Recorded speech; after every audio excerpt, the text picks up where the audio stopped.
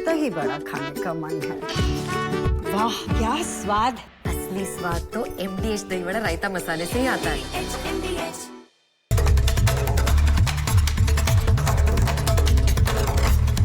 नमस्कार दर्शकों, मैं हूं आपके साथ प्रियंका शर्मा। शाम के 6 बजने को है और वक्त महाभारत का हो चुका है। आज महाभारत में आपको बताऊंगी कि राजा हत्याकांड मामले में सोनम का कबूलनामा हो चुका है। मेघालय के सदर थाने में SIT ने सोनम से सवाल जवाब किए तो सोनम ने जुर्म कबूल ही कर लिया और यहीं से सोनम कातिल साबित होती है। इन तस्वीरों को जरा गौर से देखिए। आज से ठीक 1 महीने पहले 11 मई को शादी हुई थी और आज 11 जून की तारीख है। इस शादी को 1 महीना पूरा हो चुका है। सोनम हत्यारन बार बार खुद की किडनैपिंग की झूठी कहानी गढ़ रही थी जिस पर किसी को भी भरोसा नहीं हो रहा था। इन तस्वीरों को जरा गौर से देखिए। यही वो कातिल सोनम है जो कि पुलिस की गिरफ्त में है और उसे कोर्ट में पेश किया गया SIT के सामने। आज उसने कबूलनामा किया। दूसरी तस्वीर जो आप देख रहे हैं ये है सोनम का भाई, ये है गोविंद रघुवंशी जो आज पहुंचा राजा के घर पर और राजा की मां के गले लगकर बिलक बिलक कर रोने लगा और कहता है कि मैं राजा के परिवार के साथ हूं, इंसाफ दिलाएंगे, आरोपियों को फांसी की सजा होनी चाहिए। अगर सोनम आरोपी है तो उसे फांसी की सजा दिलवाएंगे। जरा आवाज को सुनिए कैसे परिवार बिलख रहा है, मां की चीख पुकार सुनिए। होना चाहिए और मैं तो बोलूं उसको डायरेक्टली कोई भी ऐलान ऐसा नहीं हो कि इतने दिन का है या साल की 50 साल की सजा है, उसको डायरेक्टली फांसी होना चाहिए। उसने हत्या करी है, उसको सजा होना चाहिए। और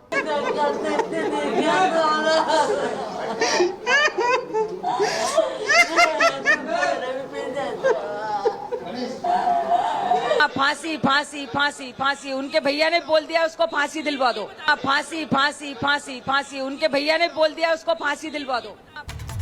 राजा रघुवंशी के परिवार में सिर्फ एक ही गूंज है, फांसी फांसी और फांसी होनी चाहिए। उस महिला को जिसको वो बहू बनाकर अपने घर पर लाए थे, लेकिन इसी बहू ने उनके घर का चिराग बुझा दिया और उन सबका अब बहुत ही रो रो कर बुरा हाल है। हालांकि सोनम का परिवार भी कह रहा है कि हम भी आपके साथ हैं, यानी कि राजा के परिवार के साथ हैं। जो भी इसमें हमारा सहयोग होगा वो हम सहयोग देंगे। आज कई दिनों के बाद गोविंद रघुवंशी राजा रघुवंशी के घर पर जाता है और कहता है कि उसकी मुलाकात सोनम से 2 मिनट के लिए हुई थी। 25 पुलिसकर्मियों का घेरा था उत्तर प्रदेश में, लेकिन उसकी बहन ने कुछ भी नहीं कहा। जब सोनम को गोविंद ने कहा कि 3 लोग पकड़े गए हैं, राज कुशवाहा भी पकड़ा गया, तो उसके बाद सोनम की गर्दन शर्म के मारे नीचे झुक जाती है और यहीं से गोविंद को शक होता है। वो थप्पड़ मारने के लिए जैसे अपना हाथ उठाता है तो वहीं पर पुलिसकर्मियों ने रोक लेते हैं और यही सब कुछ गोविंद ने मीडिया के सामने बताया है। लेकिन आप देखिए कैसे परिवार से बिलख कर रो रहा है और कह रहा है कि 20 साल की 25 साल की सजा नहीं, फांसी की सजा दिलवा कर रहेंगे सोनम रघुवंशी को, जो बार बार पुलिस को चकमा दे रही थी, झूठा बयान दे रही थी और कह रही थी कि उसकी किडनैपिंग हुई। अभी तस्वीर आप देखिए, आज जैसे ही तस्वीर सामने आती है हर कोई चौंक जाता है। ये तस्वीर लगातार वायरल हुई जो खुद में बड़े सवाल खड़े कर रही है। खुद सोनम के राज के साथ सेल्फी लेती हुई यहां पर दिखाई दे रही है और इसी पर चर्चा भी करेंगे। लेकिन इस तस्वीर को जरा गौर से देखिए। बार बार ये कहा जा रहा था, गोविंद खुद कह रहा है कि राज और सोनम का रिश्ता भाई बहन का है, वो उसे राखी बांध चुकी है, उन दोनों के बीच प्रेम प्रसंग है, इसकी जानकारी हम लोगों को नहीं है। लेकिन ये तस्वीर बहुत कुछ बयां कर रही है। एक तरफ राज कुशवाहा पीछे बैठा हुआ हंसता हुआ दिखाई दे रहा है और ये सेल्फी लेती हुई सोनम रघुवंशी दिख रही है, चेहरे पर मुस्कान है। इसी कथित प्रेमी के लिए सोनम ने राजा को किनारे लगा दिया और उसकी मौत के लिए, उसकी हत्या के लिए पूरी एक प्लानिंग रची गई। आप देखिए सोनम के भाई का, गोविंद का क्या कुछ बयान है वो भी मैं आपको बता दूं। वो कहता है कि मैंने सोनम से रिश्ता तोड़ लिया है, हमारे परिवार का सोनम से कोई रिश्ता नहीं है, सोनम का हम बहिष्कार करेंगे, पूरा जो रघुवंशी समाज है वो बहिष्कार करेगा, दोनों में मंगल दोष था, ये भी सोनम के भाई का कहना है। सोनम ने ऐसा क्यों किया पता नहीं है, सोनम के परिवार को ये पता नहीं है कि आखिर ऐसा क्यों किया गया, लेकिन हाँ मंगल दोष दोनों की कुंडली में बताया। ये भी कहा सोनम के भाई ने कि पूरा जो खिलाफ है, सोनम के खिलाफ केस लड़ूंगा, 20 साल 25 साल की सजा से बात नहीं, फांसी दिलवा कर रहूंगा, राजा को मैं खुद इंसाफ दिलवाऊंगा, ये गोविंद रघुवंशी का कहना है। सोनम का फोन आया तो रो रही थी, मुझे पता नहीं था कि सोनम शिलोंग गई है, आज राज अगर हमारे यहाँ काम करता था, मैंने सोनम से नहीं बल्कि ढाबे वाले से बात की, ये भी कहना है सोनम के भाई का। और वहीं वो ये कहता है कि सोनम और राज के रिश्ते की कोई जानकारी नहीं थी, बल्कि भाई बहन दोनों को बताया कि एक दूसरे को राखी बांधते थे और कभी हमने ऐसी बातचीत करते हुए नहीं देखा जहां पर शक गहरा है कि दोनों के बीच प्रेम प्रसंग है। एक रिपोर्ट में आपको दिखाती हूं, उसके बाद चर्चा की शुरुआत करेंगे।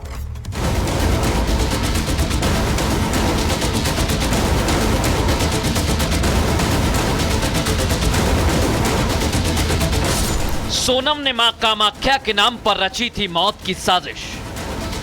पति की बेरहम हत्या के लिए सोनम ने क्यों लिया मां कामाख्या का नाम?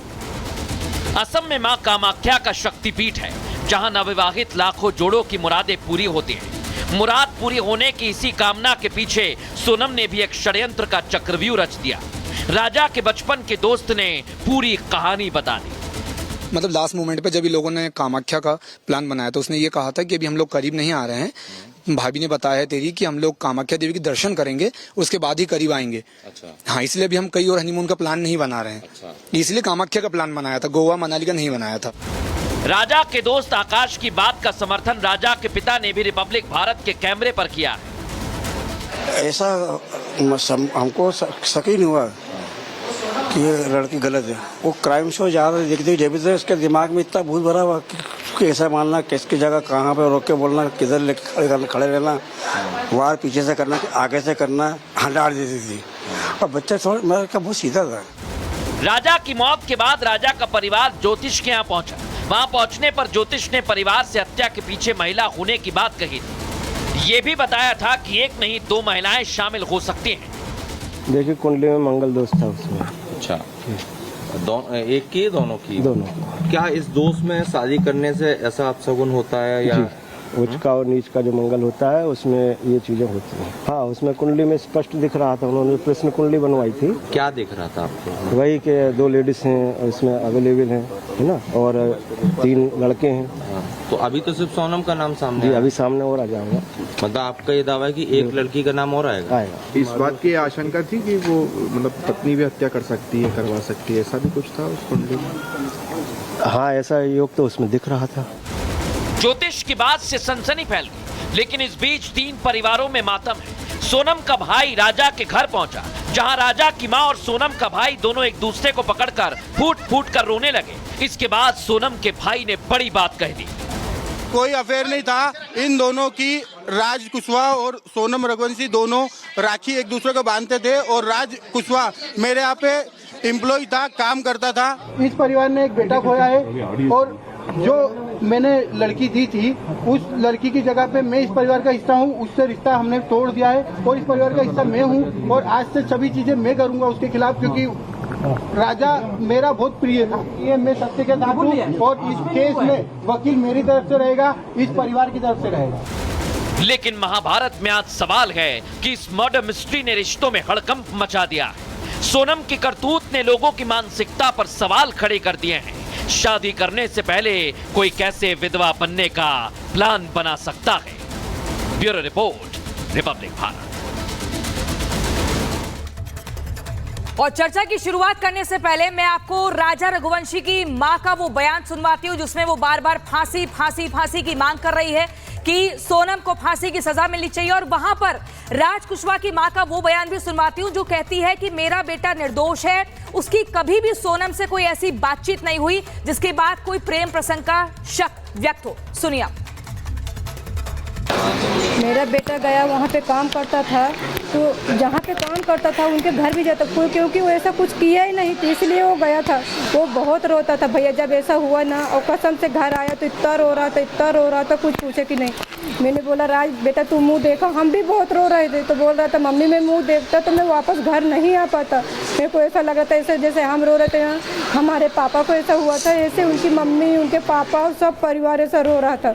ऐसा रो रो के मेरे को बता रहा था। वो आज को उनकी मम्मी लेकर आई थी, मतलब हमारे यहाँ कोई ड्राइवर नहीं था वो इसलिए हम उसको लेकर आए थे। मैंने उनकी मम्मी से बात करी कि देखो इनने इतनी बड़ी साजिश रच के और इनकी हिम्मत कैसी हुई कि जो मेरे घर तक आ सकते हैं।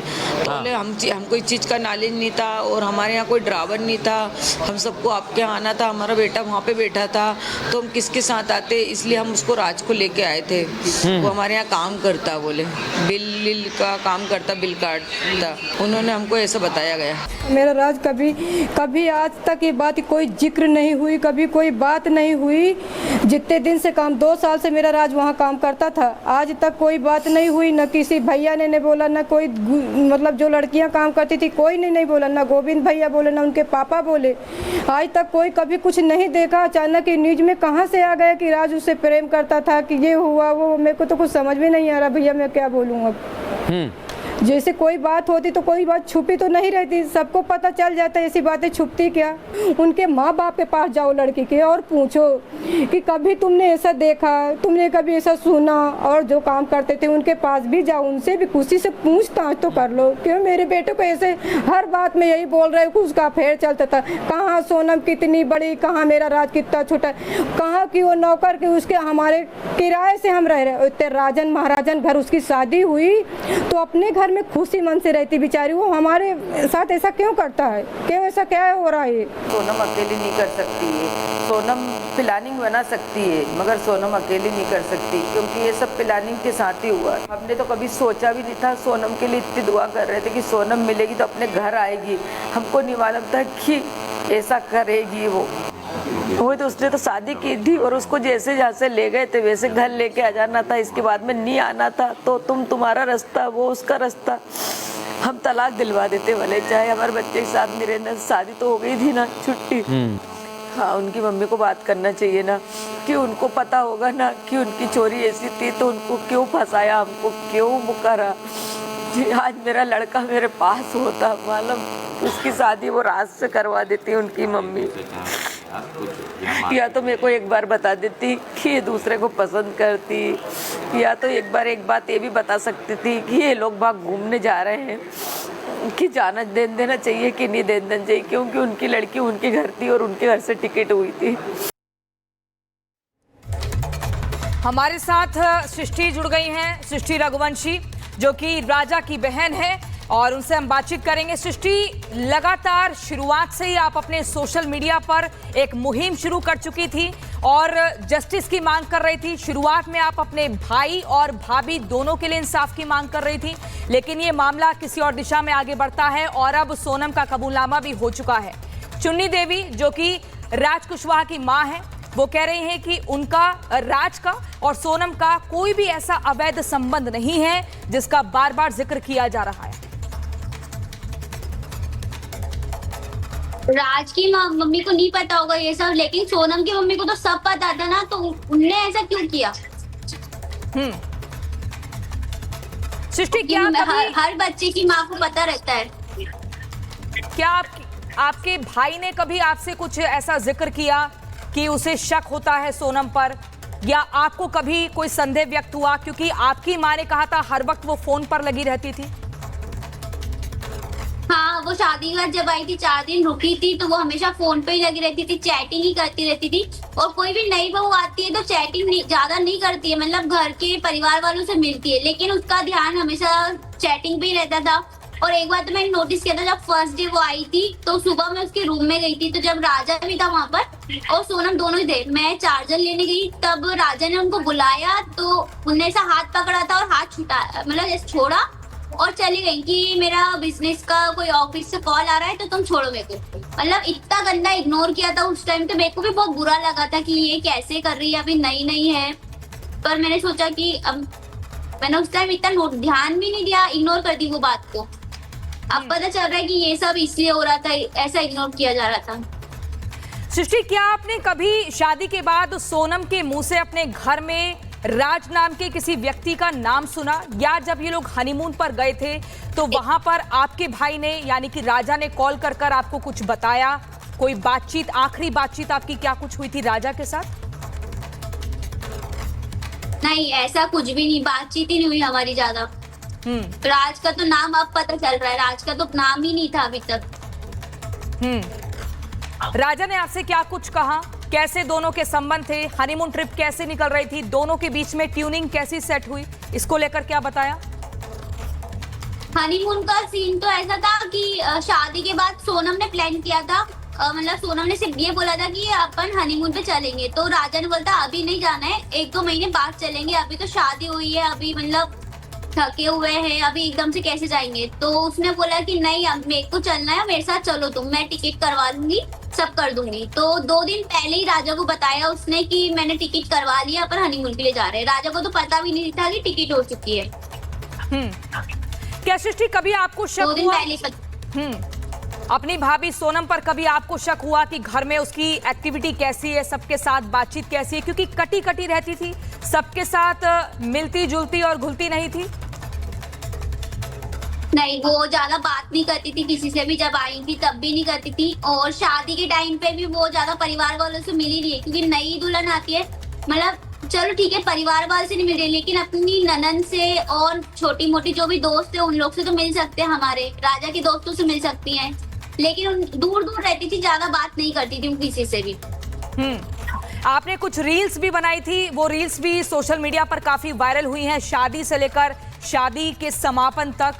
आपकी और सोनम की ट्यूनिंग कैसी थी? दोनों की कितनी बात होती थी और बातचीत किस विषय पर होती थी? मेरी ज्यादा बात नहीं हुई है उनसे, मतलब शादी के टाइम भी नहीं हुई है ज्यादा बात। तो मेरी लास्ट बात उनकी जब वो घर आई थी तभी हमने मतलब ऐसे नॉर्मली बात करी थी कि कैसा क्या चल रहा है, आप क्या करते हो, ये सब। तो उनने बस इग्नोर करी थी, ज्यादा उन्हें ध्यान ही नहीं दिया मेरी बातों पे, तो ऐसा हुआ था, ज्यादा बात हुई नहीं हमारी।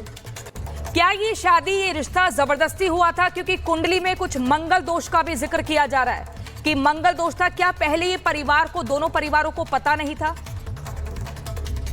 नहीं, दोनों परिवारों को पता था मंगल दोष है, क्योंकि ऐप के थ्रू हुई थी, रघुवंशी ऐप है, वहां पर सोनम की डिटेल आई थी, तो हमको पसंद आई थी लड़की, और दोनों मंगल थे, तब जाके तो हमने शादी करी थी। दोनों परिवार को पसंद आई थी लड़की भी, हमको भी उनका परिवार पसंद था, उनको हमारा परिवार पसंद आया। बस ये था कि शादी में वो लोग बहुत ज्यादा जल्दी कर रहे थे, उन लोगों ने हर चीज में जल्दी करी है। और अब जब आखिरकार सोनम का कबूलनामा हो चुका है, इसके बाद अब परिवार की कानून से क्या कुछ मांग है, प्रशासन से क्या कुछ मांग है? आखिरी सवाल सृष्टि। हमारी बस यही मांग है कि उन लोगों को कड़ी से कड़ी सजा मिले, फांसी की सजा मिले, जिससे कि आगे ऐसे काम और नहीं हो, क्योंकि एक घर ने अपना बच्चा छोड़, मतलब बच्चा चेहरा तक नहीं देख पाए एक परिवार अपने बच्चे का, तो ऐसे लोगों को कड़ी से कड़ी सजा मिलनी चाहिए। बहुत बड़ी दुख की घड़ी है आपके लिए सृष्टि, बहुत शुक्रिया आपका रिपब्लिक भारत के साथ जुड़ने के लिए। और आज सोनम का परिवार भी, सोनम का भाई भी पहुंचा गोविंद, और राजा की मां से मुलाकात कर आश्वासन भी दिया गया। अब यहां से हम चर्चा को आगे बढ़ाएंगे और हमारे साथ विक्रम सिंह, फॉर्मर डीजीपी उत्तर प्रदेश, जुड़ेंगे अब से कुछ देर बाद। डॉक्टर निशा खन्ना, साइकोलॉजिस्ट हमारे साथ हैं, हमारे साथ ममता काली, सोशल एक्टिविस्ट, और अंबर जैदी हमारे साथ हैं। तो सबसे पहले अंबर जैदी, आपके पास आते हुए, जिस तरीके से समाज में इस खबर के बाद से एक अलग ही खौफ दिख रहा है, घर घर में इसी खबर की चर्चा है। अगर हम पुरुष समाज की बात करें, लड़कों की बात करें, तो डर गए हैं। हर कोई ये कह रहा है कि अब तो लव मैरिज पर भी भरोसा नहीं है और अरेंज मैरिज पर भी भरोसा नहीं है। इस खबर के बाद किस तरह का संदेश समाज में गया हो?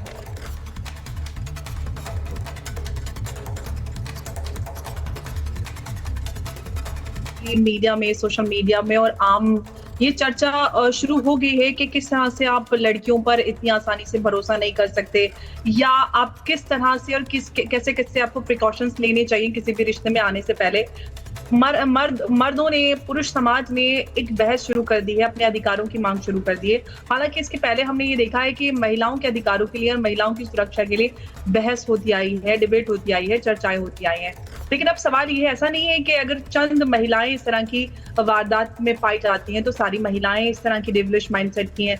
लेकिन सवाल ये है कि समाज में हम जो बदलाव देख रहे हैं, लड़कियां बहुत आगे बढ़ रही हैं, बिजनेस में पार्टिसिपेट कर रहे हैं। सोनम रघुवंशी की बात करते हैं तो वो अपने पिता के बिजनेस में कंट्रीब्यूट करती थी, उसको लुक आफ्टर करती थी, ऑफिस जाती थी, काम देखती थी। लेकिन अगर जो चीजें, जैसा कि हम कुछ थ्योरीज देख रहे हैं, कुछ एविडेंसेस सामने आ रहे हैं कि वो राज कुशवाहा के साथ प्रेम संबंध में थी और कथित तौर पर वो उसका प्रेमी था, उसके लिए उसने राजा रघुवंशी को रास्ते से हटाया।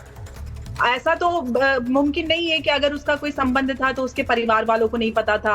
हम अपने समाज में अक्सर ऐसा देखते हैं कि परिवार वाले अपनी इज्जत को बचाने के लिए लड़कियों के साथ इस तरह की जबरदस्ती करते हैं और यहाँ पर पूरी तरह से हम सोनम को जिम्मेदार यानी कि आप 3 पॉइंट्स कह रही हैं कि दबाव में शादी नहीं होनी चाहिए, सभी महिलाओं को हम एक चश्मे से नहीं देख सकते हैं, और तीसरा इसमें पैसों वाला एंगल नहीं है क्योंकि खुद सोनम अपने पिता की कंपनी में एचआर के पद पर थी और अच्छी खासी जिम्मेदारी संभाल रही थी। 20 लाख रुपए उसके अकाउंट में थे, ऐसी भी जानकारी मिली है। लेकिन मैं एक बार दर्शकों को ये बता दूं, उसके बाद आती हूं मैं मेघालय पुलिस के सामने सोनम का क्या कुछ कबूलनामा। लेकिन जतिन हमारे साथ जुड़ गए हैं, जतिन हमारे संवाददाता, और सत्य विजय भी मुझे दिख रहे हैं इस स्क्रीन पर। लेकिन सबसे पहले जतिन आपके पास आते हुए, ये पूरा मामला अब किस दिशा में जाता हुआ दिख रहा है? क्योंकि कोर्ट में पेश किया जाना था अब से कुछ देर पहले, सोनम को उसके बाकी साथियों को कोर्ट ले जाया गया, क्या कुछ अपडेट इस पर हो? बिल्कुल, देखिए कोर्ट में पेश किया गया, तकरीबन 1 घंटे दलीलें जो है वो आप ये शिलांग सेशन कोर्ट देख रहे हैं यहाँ पर चली है, और अब से कुछ मिनट पहले ही आरोपियों को कोर्ट से वापस ले जाया गया है। हालांकि बताया जा रहा है कि जो वकील है अब बाहर आएंगे और उसके बाद जानकारी इस पूरे मामले में दी जाएगी कि आखिरकार कितने दिनों की कस्टडी मिली। लेकिन जो हमें पुलिस से जानकारी मिल रही है कि 10 दिन की कस्टडी की मांग पुलिस द्वारा की गई है, कोर्ट से तमाम दलीलें रखी गई। कोर्ट में पुलिस ने बताया कि किस तरीके से इन्वेस्टिगेशन जो है वो आगे करनी है, अभी तक क्या कुछ सबूत है, चाहे वो सीसीटीवी हो, सोनम का रेनकोट हो, ये भी कोर्ट में पुलिस ने बताया कि उनके पास वो सीसीटीवी है जिसमें सोनम बाकी 3 हत्यारों के साथ साफ तौर पर नजर आ रही है। तमाम सबूतों को रखा गया। आकाश जो कि हत्यारा है, उसकी शर्ट को भी सीज किया गया, उसमें खून के धब्बे थे, उसकी फॉरेंसिक जांच कराई गई। अब से कुछ देर में जो तमाम जो वकील है वो बाहर आएंगे और उसके बाद ये क्लियरिटी हो जाएगी कि आखिरकार कितने दिन की पुलिस कस्टडी दी गई है। लेकिन पुलिस ने 10 दिन की कस्टडी मांगी है। क्राइम सीन को रिक्रिएट करना है, उन होम स्टे होटल्स में लेकर जाना है जहां पर सोनम उसका जो पति जिसकी हत्या कर दी गई राजा रहते थे, हत्यारे विशाल, आकाश, आनंद किस होम स्टे में रुके हुए थे, ये तमाम जानकारियां जुटानी है और यही कारण है कि 10 दिन की कस्टडी चाहिए। हालांकि अब से कुछ मिनट का इंतजार हमें करना होगा, उसके बाद तमाम क्लैरिटी हो जाएगी कि कोर्ट का क्या रुख पुलिस की दलीलों पर रही है। देखिए वकील आ रहे हैं, उनसे हम बात करेंगे। आप इन वकीलों से पता चल जाएगा कि आखिरकार कितने दिन की कस्टडी जो है वो मिली है। हालांकि वो थोड़ा स्पेस देख रहे हैं कि थोड़ा आगे चल के कोर्ट से वो बात करेंगे, लेकिन हम उनसे, सर आप लाइव है, कितने दिन की कस्टडी मिली कुछ बताएं? 8 दिन की 8 दिन की 8 दिन की। कितने आरोपियों को सर पेश किया गया? देखिए मैं नहीं उस केस में, मैं नहीं, मेरे समझ नहीं जी, मैं नहीं सुना। देखिए उन्होंने सुना नहीं है, हालांकि वो बाहर निकले, उनका कहना है कि 8 दिन, लेकिन अभी हमें थोड़ा वेट करना होगा, कोई ऑफिशियली आए वो तो ऑफिशियली जानकारी मिले। हालांकि उनका ये कहना है कि उन्होंने अंदर चर्चा सुनी है कि 8 दिन की कस्टडी दी गई है, लेकिन 8 दिन को अभी हमें थोड़ा होल्ड करना चाहिए। हालांकि आप देखेंगे कि गेट अभी बंद है। वकील जो कि इस पूरे केस से जुड़े हुए थे वो बाहर आएंगे, उनसे हम पूछेंगे, लेकिन जो उन वकील का दावा है वो वकील बता रहे हैं कि 8 दिन की जो कस्टडी है वो आरोपियों की दी गई है, लेकिन ऑफिशियली थोड़ा सा इंतजार करना होगा। अगर 8 दिन की कस्टडी दी भी गई है तो जाहिर सी बात है 10 दिन की मांगी थी पुलिस ने, अगर 8 दिन की कस्टडी मिल गई है तो संभवतः क्राइम सीन को रिक्रिएट इन 8 दिनों में किया जाएगा। लेकिन तमाम, चाहे वो एसपी हो, डीआईजी हो, एडिशनल एसपी, उन तीनों से आज हमने बात की। ठीक है जतिन, यानी कि तस्वीर अब से कुछ देर बाद साफ हो जाएगी कि कस्टडी 8 दिन की मिलती है या 10 दिन की मिलती है, क्योंकि उसी कस्टडी के दरमियान तमाम सवाल जवाब होंगे, पढ़ते दर पढ़ते खुलेंगे। सत्य विजय, मैं आपके पास आते हुए ये समझना चाहूंगी कि अभी वहां पर क्या कुछ स्थिति बनी हुई है। आप लगातार राजा के घर के बाहर हैं, इसी घर के भीतर गोविंद पहुंचा था, यानी कि सोनम का भाई, जिसने राजा के परिवार को आश्वासन दिलाया कि हम आपके साथ हैं। रघुवंशी समाज अपना सभी रिश्ता नाता सोनम से तोड़ता है और फांसी की सजा दिलवाकर रहेंगे सोनम को। 20 साल 25 साल की सजा से काम नहीं चलेगा।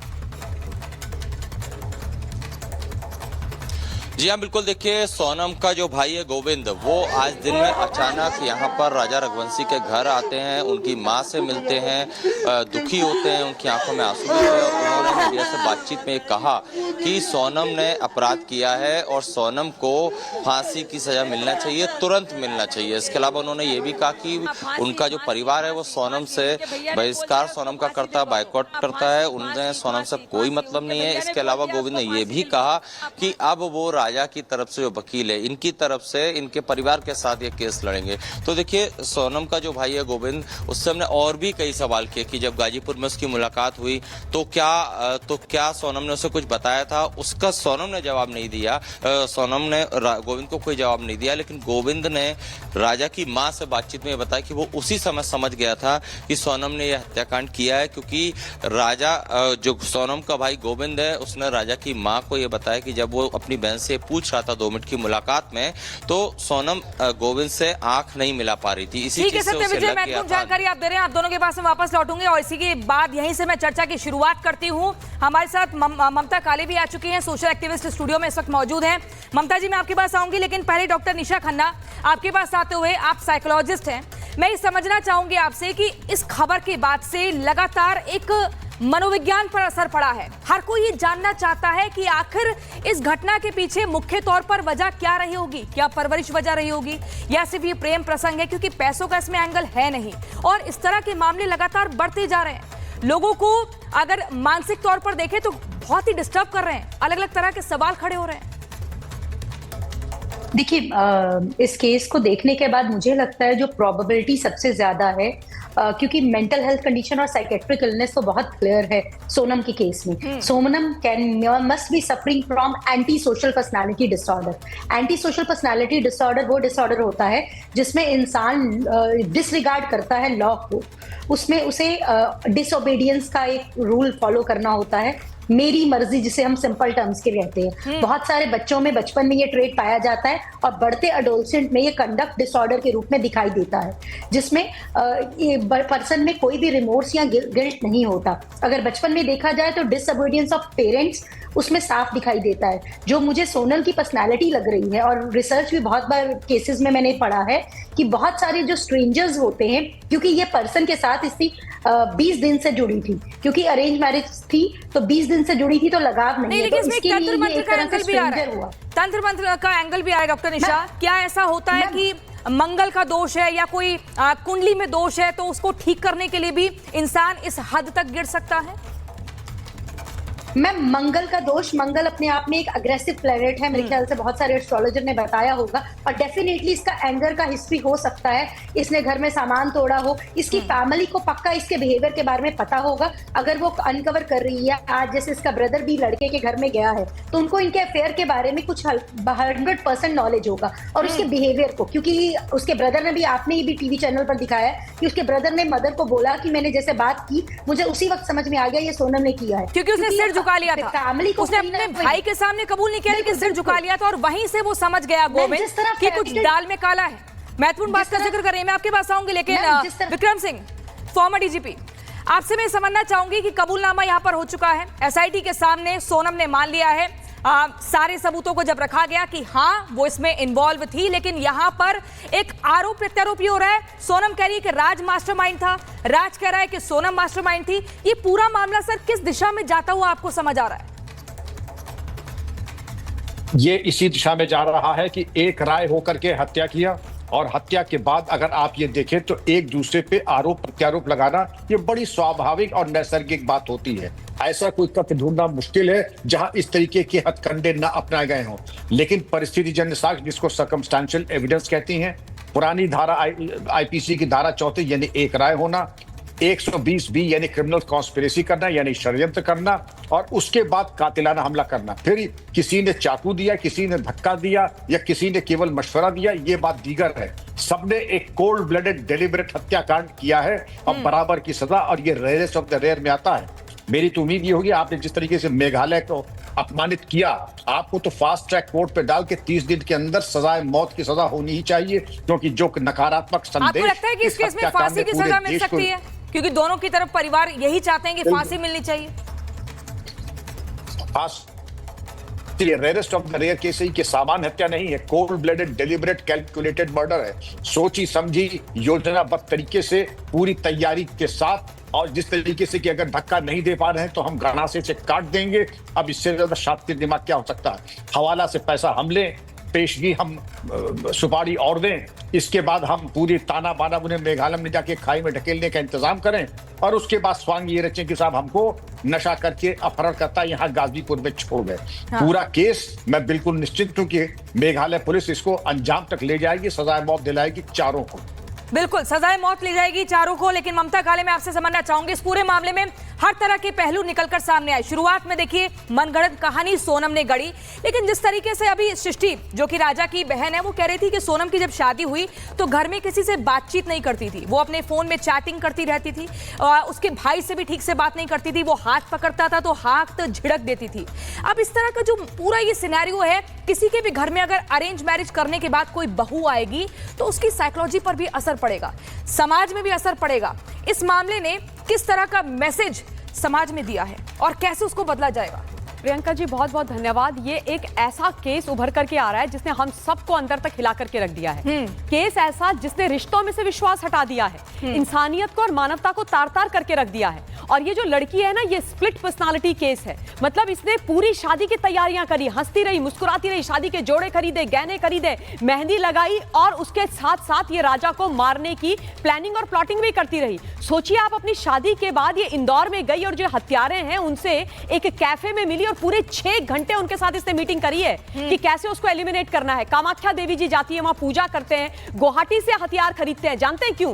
ताकि पूरे के पूरे देश को और लोगों को, इसके परिवार वालों को यही लगे कि भाई लूटपाट की वारदात को अंजाम देने के चक्कर में राजा को मारा है और गुवाहाटी मेघालय के लोगों ने मारा है। मेघालय को, शिलांग को बदनाम करने की इसने पूरी जो साजिश करी थी वो भी ध्वस्त हो गई है। उसके अलावा एक और बड़ी चीज प्रियंका यहां पर निकल करके आ रही है, वो जो तीनों सुपारी किलर्स थे जिसको इन्होंने इसने पैसे दिए थे, उन्होंने भी एक समय पर जब वो पहाड़ी चढ़े थक गए, उन्होंने बोला कि भाई हम नहीं कर सकते, ये हम इसको नहीं मार सकते, हम नहीं मारेंगे। प्रॉब्ली वो थक गए थे या वो डर गए थे, उन्होंने बोला हम नहीं मारेंगे। तब इस लड़की ने, जिसकी शक्ल इतनी भोली दिखाई दे रही है, इसने बोला कि नहीं, तुम पीछे नहीं हट सकते हो, इसको मारना तो पड़ेगा, तुमको इसको मारना ही है, मैं तुम्हें 20 लाख रुपए दूंगी। और जब राजा को मार रहे थे तो इसने राजा के जेब में से पर्स निकाला, 15,000 रुपए निकाल करके उन हत्यारों को दिया। और बाय द वे प्रियंका, वो जब इन्होंने चाकू से घाव किया था उस समय मरा नहीं था राजा। राजा को इन्होंने अधमरी हालत में, जिंदा हालत में पहाड़ी से नीचे ढकेला था। खतरनाक किस्म की ये लड़की है, इसको कड़ी से कड़ी। और गुवाहाटी ये ले गई थी कि हम दोनों में ट्यूनिंग सेट नहीं हो रही है, कि राजा और सोनम में, तो पहले माता के दर्शन करते हैं, उसके बाद हनीमून के लिए जाएंगे, दोनों के बीच ट्यूनिंग अच्छी सेट हो जाएगी। और इस तरह की बातें आमूमन अरेंज मैरिज में कपल्स बोलते ही हैं।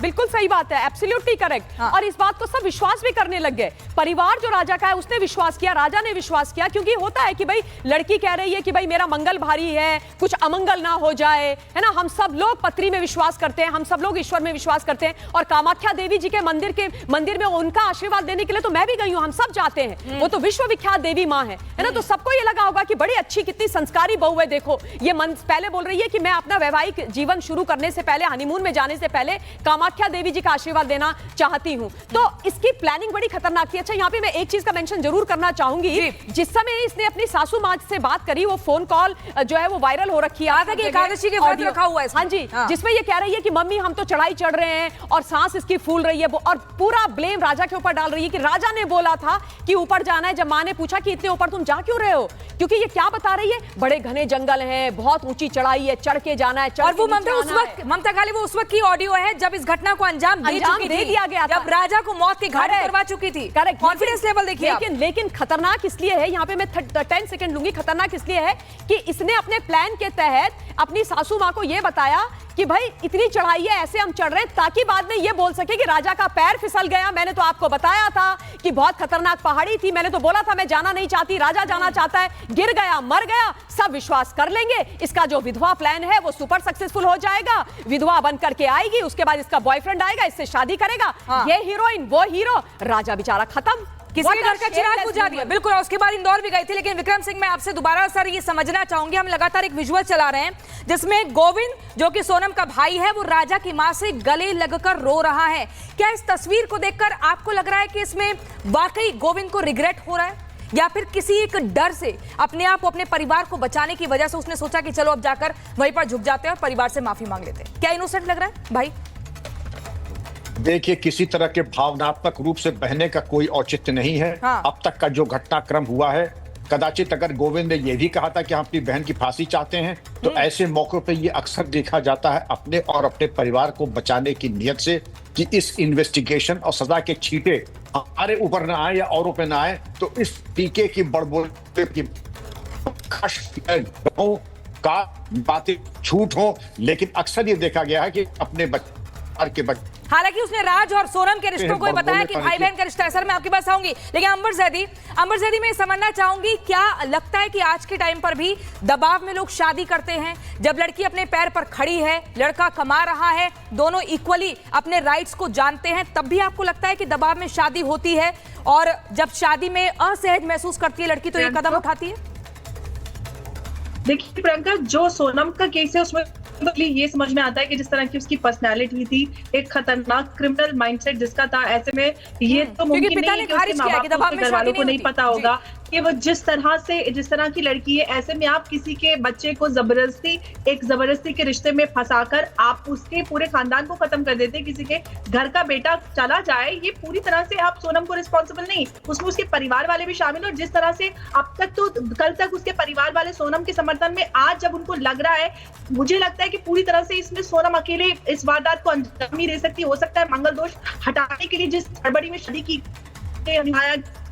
पूरी तरह से एक टारगेट रखा गया हो कि इस लड़के को सीधा साधा ऐसे शादी की जाएगी, मंगल दोष हटा के फिर किसी और के। ये भी पॉसिबल है कि राज कुशवाहा ना होकर के कोई और ही हो, जिसके लिए सोनम ने राजा को एलिमिनेट किया हो, क्योंकि राज की शक्ल इतनी अच्छी नहीं लगती और जिस तरह का बैकग्राउंड है, जिसके लिए वो सोनम राजा को खत्म करेगी। बहुत ही शर्मनाक तरीके से पूरी प्लानिंग प्लॉटिंग की गई और उसके बाद इतनी खौफनाक तरीके से वारदात को अंजाम दिया गया, जिसकी घर घर में चर्चा है, हर कोई हैरान है, सन है। वक्त की बहुत कमी है, इस चर्चा को मैं यहीं पर वाइंड अप करना चाहूंगी, लेकिन सवाल जस का तस बना हुआ है कि आखिर इस तरह के मामले क्यों बढ़ते जा रहे हैं। हालांकि सोनम अब कातिल और हत्यारन एक नई पहचान अपनी बना चुकी है, क्योंकि सोनम का कबूलनामा हो चुका है। अब ये पता चलेगा आपसे थोड़ी देर बाद कि आखिर कितने दिनों की रिमांड मिलती है। एक छोटे से ब्रेक के लिए मुझे रुकना होगा, फौरन लौट आप देखते रहिए रिपब्लिक भारत। आज दही बड़ा खाने का मन है।